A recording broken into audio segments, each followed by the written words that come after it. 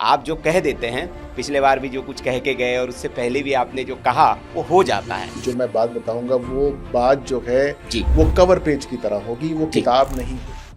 भारत की कुंडली पर हम बात करें तो भारत की कुंडली ओवरऑल अगर हम देश की बात करें, मोदी जी कोई बड़ा फैसला, मोदी जी कहाँ देखते हैं आप, मोदी जी का क्या है, थोड़ा सा उस जब आप परिप्रेक्ष्य बात में अपन करते हैं तो हम्म, अभी 2029 तक की बात करते हैं, उसके बाद की बात 30 करते 30 हैं। मतलब हम 26 30, हाँ तो 29 भी मोदी जी मतलब आएंगे ही।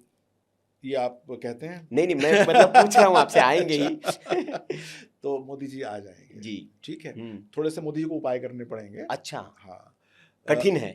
कठिन नहीं है, हाँ हाँ। उपाय करने पड़ेंगे। ओके। कहने का मतलब ये है हम्म। कि अ, एक बार एक व्यक्ति जो होता है, हम्म। जब वो ये समझता है कि पूरा देश हम्म। या पूरा घर हम्म। उसके कहने पे चल रहा है, हम्म। तो कभी कभी वो ना घर वालों की बातों को अनसुना कर देता है। वो हम्म। सोचता है कि इसका महत्व तो नहीं है, हम्म। ना भी बोलूं तो कोई फर्क नहीं हम्म। पड़ता। हम्म। लेकिन ऐसे में बहुत सारे घर के सदस्य विमुख हो जाते हैं, जी। वो जो है उनसे विरुद्ध हो सकते हैं। जी। तो उपाय यही है हम्म। कि सबको साथ लेके चलना। हम्म। अगर कोई परेशानी का विषय है तो उसको सुलझा लेना। मैं इतना कहना चाहता हूं कि सारे के सारे मैनेजेबल हैं, हम्म। सारे के सारे सुलझ जाएंगे। हम्म। ये कोई भी आपको स्ट्रेस नहीं देंगे यदि हम्म। आपने समय के ऊपर इनके साथ निभा लिया तो। हम्म। 2029 में मैं आज से नहीं कह रहा, मैं तो कब से कह रहा जी हूं जी। कि he is going to come, hmm. But with remedies. उनको हम्म। उपाय करने पड़ेंगे। जी। और कोई बड़ा फैसला, क्योंकि मैं ये इस सेंस में आपसे पूछ रहा हूँ क्योंकि हाल के परिदृश्य जो अगर हम देखें, राजनीतिक जो क्षेत्रीय दल है उनका टूटना, भारतीय जनता पार्टी में उनका विलय होना, या बड़ा एनडीए जो है वो बड़ा हो रहा है, कह रहे कि कोई बड़ा फैसला मोदी जी लेंगे इसलिए ये सब एक्सरसाइज चल रही है। देखिए, क्या जी। बड़े फैसले आपको बहुत जल्दी दिखाई देने को मिल जाएंगे। सबसे अच्छा। बड़ा फैसला तो अगस्त में आएगा, जो अच्छा। यही 2026 में। हाँ। और वो फैसला पार्टी की तरफ से बहुत बड़ा फैसला होगा। हम्म। और देन एक और फैसला जो है वो जैसे ही बुध राशि में बुध यहाँ प्रवेश करेगा, वो नवंबर के महीने में आपको फैसला मिलेगा। दिवाली के तुरंत बाद आपको फैसला मिलेंगे। दो फैसले तो इतने बड़े बड़े होंगे जो कि आप अभी देखेंगे 2026 के 26 में। अंदर है, अगस्त के महीने में और सितंबर के महीने में। हम्म। और आगे 2027 के लिए आप मुझे दोबारा बुलाइएगा पॉडकास्ट में, तब मैं आपको बताऊंगा कि वाह। कब कब जो है वो फैसले होने वाह, वाले हैं। बहुत बढ़िया टीजर देके चले गए आप दर्शकों को कि फिर आएंगे तब बताएंगे अब।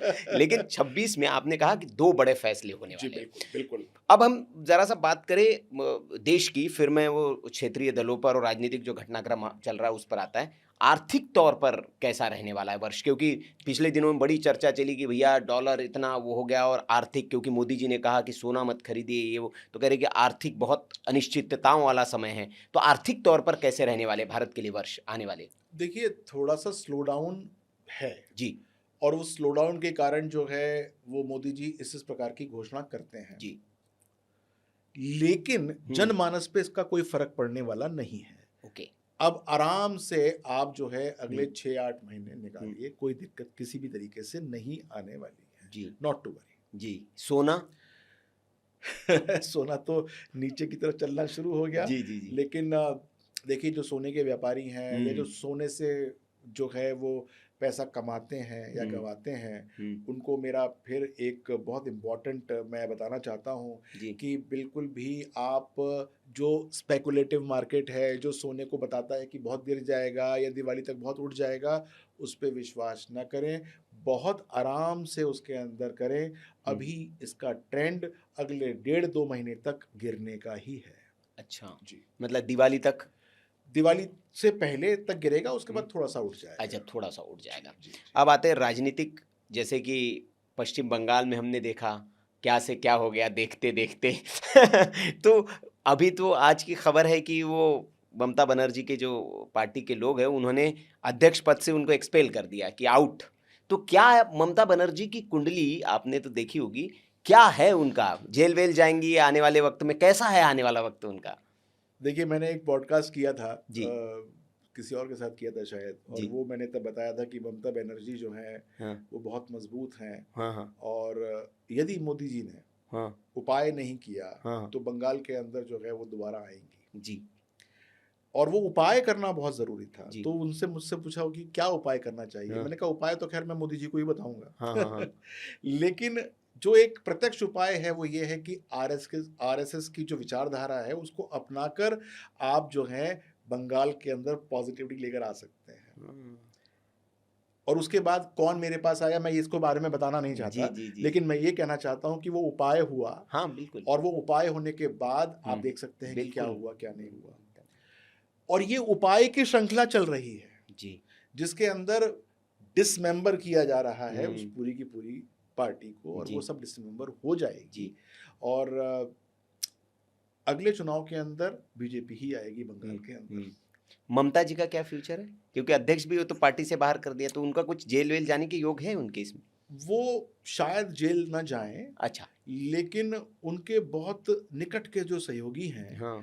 उनके जाने की पूरी संभावना है। और समय खराब ही है ममता जी का। खराब है क्योंकि हम्म, ममता जी की कुंडली पे हम्म, जो निकट के सहयोगी का भाव होता है, हम्म, थर्ड हाउस, हम्म, 11th हाउस, हम्म, वो पूरा दूषित चल रहा है इस समय। हम्म, तो निकट के सहयोगी जो हैं हम्म, वो जाएंगे जरूर। बिल्कुल। और वो अच्छे अच्छे उनके तो बहुत करीबी खासम खास लोग उनको धोखा दे रहे हैं। जी बिल्कुल। अब आते हैं उत्तर प्रदेश, चूंकि बहुत महत्वपूर्ण राज्य है।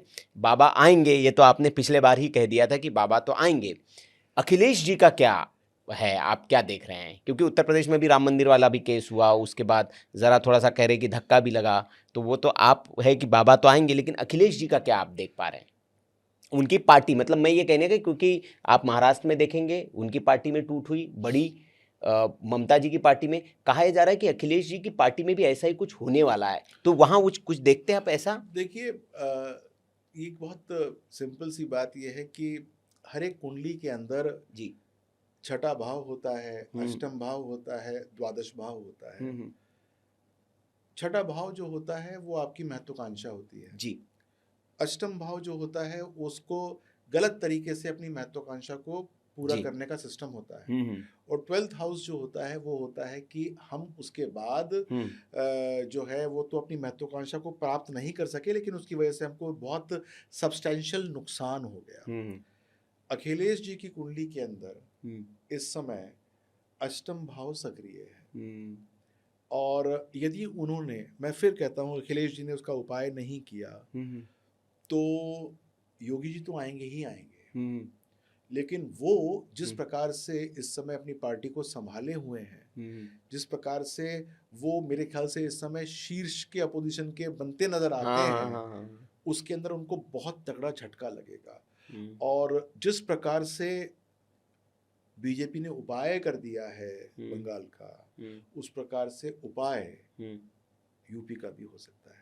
अच्छा। तो ये मैं अखिलेश जी को बिल्कुल आपके मंच से बताना चाहता हूँ कि hmm, he has to act very sane, hmm, वरना, और ही हैज़ टू डू रेमेडीज। Hmm, remedies are very very important, hmm, वरना अष्टम भाव सक्रिय है, हम्म, 12th हाउस के अंदर कन्वर्ट होने में देर नहीं लगेगी। हम्म। तो ये जो सब कुछ हो रहा है, वैसे कहते थे कि राहुल गांधी के लिए तो नुकसान की बात है, लेकिन मुझे लगता है वो तो ज़्यादा खुश हो रहे होंगे, क्योंकि मैदान खाली हो रहा है उनके लिए। तो राहुल गांधी के अच्छे दिन आ रहे हैं। राहुल के अच्छे दिन अभी तक तो मैं देख नहीं सकता।